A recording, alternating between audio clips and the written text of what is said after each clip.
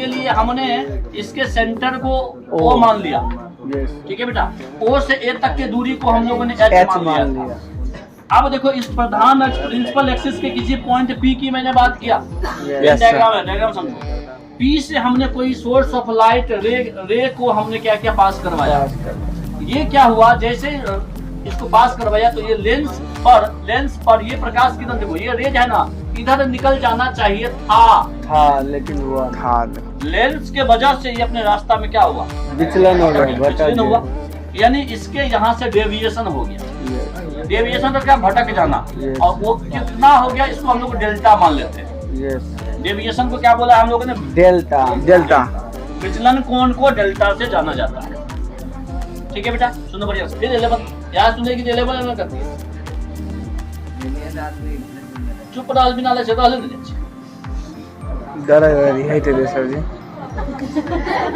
Sir से पहले समझाओ तब हंसी मजाक, पहले समझे। अब यहाँ देखो, O से लेके P के बीच दूरी कितना होगा, माइनस का U, और इधर बाबू ने कितना दूरी होगा, वो कितना है, आप बताइए। इसको हमने क्या मान लिया, अल्फा। इसको क्या मान लिया, थीटा 1 थीटा 2 कुछ भी मान सकते थे आप, कोई लोचा नहीं है, लेकिन डेल्टा मानना पड़ेगा। थीटा 1 थीटा 2 मान लो, अल्फा बीटा मान लो, कुछ भी मान लो। अब देखो यहाँ पे भाषा में, माना लेंस के प्रधान अक्ष के किसी बिंदु P से प्रकाश किरण लेंस पर अपवर्तन के कारण, लेंस पर हो गया अपवर्तन। काहे हो गया अपवर्तन, लेंस एक अलग माध्यम हो गया, माध्यम चेंज हो गया। अपवर्तन के कारण कहाँ पे मिलता है बाबू ने, Q पर मिलता है। प्रकाश किरण हेने न जाके यहाँ मिलता है।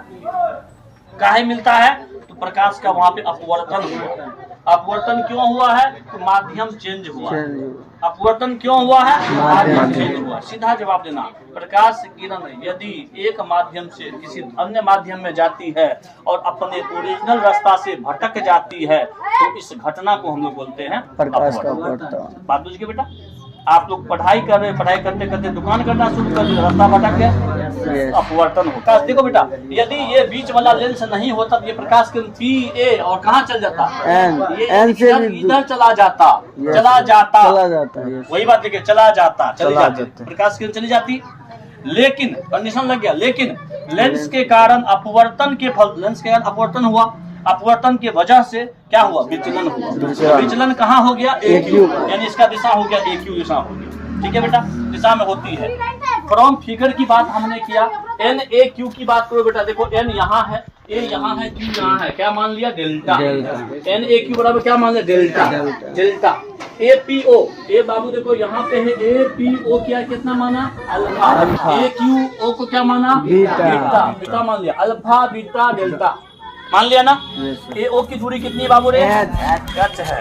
OP की दूरी कितनी बाबू रे, -U का है हुआ, क्योंकि अपोजिट साइड में है, माने लेफ्ट में है। और वस्तु की दूरी हमेशा माइनस में रहती है। वस्तु की दूरी हमेशा क्या होती है, माइनस में होती है। क्लियर। मान लो ये दर्पण है बेटा, दर्पन के सामने में हम खड़ा है जी, ओकरा उल्टा में खड़ा है जी, दर्पण में थोड़े खड़ा है जी, ओकरा अंदर में थोड़े घुस गए हम जी, सामने में खड़ा है, मतलब उल्टा खड़ा है। इसलिए याद रखिएगा, वस्तु हमेशा लेंस हो या दर्पण उसके उल्टा खड़ा रहता है, तो माइनस में ले लीजिए। इमेज बनेगा कहाँ पे, Q पर बनेगा बाबू रे, बाद में बनेगा। मान लो हम चश्मा पहन लिए, चश्मा से पहले मेरा आँख है, चश्मा से पहले मेरा क्या है, चश्मा के बाद हम तुमको देखते हैं। चश्मा के बाद, चश्मा हो गया मूल बिंदु, चश्मा से पहले मेरा आँख है तो माइनस में, और चश्मा के बाद तुमको देखते हैं प्लस में। बेटा यहाँ ले लिया प्लस में, कंडीशन खत्म, आ गया समझ में। चलो बाबू ने ये देखो रूल कहाँ से लगा, आपने देखा है बाबू रे, बहिष्कोण का जो मान होता है ना, बाहरी कोण का जो मान होता है ना, अंदर वाले कोण के योगफल के क्या होता है, बराबर। ये तो कंडीशन है, बहिष्कोण जो होगा, आउटसाइड का जो एंगल होगा, इनर एंगल के सम के इक्वल होगा। तो डेल्टा बराबर अल्फा प्लस क्या होगा, बीटा। डेल्टा बराबर अल्फा प्लस बीटा। अब हमको क्या क्या चाहिए था, अल्फा बीटा चाहिए था। डेल्टा तो निकालना है, अल्फा बीटा यदि निकल जाएगा तो डेल्टा निकल जाएगा। अल्फा कहाँ से आएगा, तो अल्फा आएगा यहाँ से आएगा। देखो यहाँ से एक त्रिभुज बन रहा है, बन रहा बाबू रे। Yes sir. और आपको पता है ना, थीटा के सामने वाले को लंब बोलते हैं। Yes sir. और ये आधार हो, लगा रे, आधार हो गया, आधार हो गया। और ये क्या होगा बाबू, कर्ण हो गया। ठीक है, LBH की बात हो रही है, LBH की बात हो रही है। अब यहाँ पे देखना बाबू, एन यहाँ पे देखो, अल्फा बराबर हो जाएगा 10 अल्फा। काहे हो जाएगा 10 अल्फा? क्योंकि P बटे का B का रिलेशन है। P मतलब लंब, बटे कौन चीज? आधार। लंब आधार किसमें होता है? tan थीटा में होता है। इसलिए अल्फा बराबर 10 अल्फा, 10 अल्फा बराबर लंब कितना है? AO बटा OP। AO का मान कितने? H। OP का मान कितने? कोई दिक्कत नहीं ना। चल, इसी प्रकार से बाबू ने बीटा बराबर 10 बीटा, AO बटा OQ, AO बटा H बटा V। कोई दिक्कत नहीं ना। चल, फ्रॉम इक्वेशन फर्स्ट में डेल्टा बराबर अल्फा प्लस क्या होता है? बीटा। अल्फा का मान रख दिया, बीटा का मान रख दिया। बीटा का मान प्लस में पहले लिख दिया, अल्फा माइनस में बाद में सजा बजा दिया। कोई दिक्कत नहीं है रे। दोनों में कॉमन क्या ले लिया? H कॉमन ले लिया। 1 बटा V माइनस 1 बटा U आया। 1 बटा V माइनस 1 बटा U को हम लोग क्या बोलते हैं? कहाँ से आया? लेंस सूत्र से। तो बाबू ने डेल्टा बराबर H बटा क्या आया? यहाँ आया ना जी। यहाँ कुछ बात हमको समझ में आया। क्या आया समझ में? कुछ बात। देखो अब वही बात लिख रहे हैं। अब इसके बाद लिखो अर्थात। क्या लिखेंगे? अर्थात किसी पतले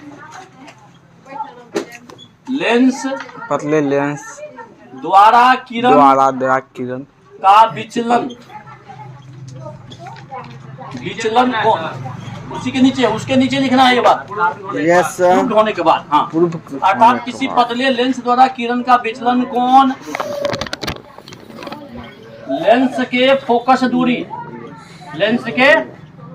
दूरी के इनवर्सली प्रोपोर्शनल व्युत्क्रमानुपाती होता है। देखो मेन बात क्या निकला, कोई भी पतला लेंस द्वारा किरण का जो विचलन होगा ना, लेंस के फोकस दूरी के क्या होगा? समानुपाती होगा, उल्टा होगा, व्युत्क्रमानुपाती होगा, है ना जी? क्या होगा जी? व्युत्क्रमानुपाती होता है ना जी? यानी डेल्टा समानुपाती का चिन्ह ही रहेगा। यहाँ पे क्या लिखेगा जी? 1/f लिखेगा। 1 में क्या लिखेगा? बेटा H तो क्या है? ऊंचाई है। ऊंचाई कभी चेंज नहीं होती है। ऊंचाई हो गया कांस्टेंट। ऊंचाई क्या हो गया? समानुपाती को हटा दोगे तो H बटा का F निकल जाएगा।